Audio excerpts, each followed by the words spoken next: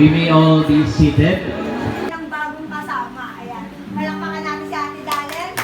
Ayan po si Ate Jane. Ayan.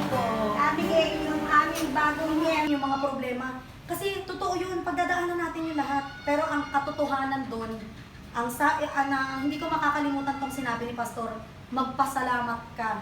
Nararanasan mo yan ngayon na nakakilala ka na. Kasi paano kung naranasan mo yan na hindi ka nakakilala? Di ang hirap. Baka suicidal ka na kung ano-ano nang nagawa mo sa buhay mo. Pati sa mga anak mo. Kasi ako nun ganyan suicidal ako. Mga anak ko, lahat, parang gusto ko na magsaksak ng sarili. Tapos, kumbaga parang sa isip ko nun, Ginawa ni Jesus. Wala naman na ibang model kundi si Jesus, di ba? Amen. Let the truth. Ganda guys. Naniniwala ako ito yung vulkan kasi pati mga paligid umuusok. Hindi ko lang galing ba sa sigayan pero ang ganda. Naniniwala ako yung vulkan na sa gitpong harapan natin. Ang liliit nila. Ako nakikita ko yung McDo dito eh. Ewan ko zooming ko lang. Ano sagat na eh.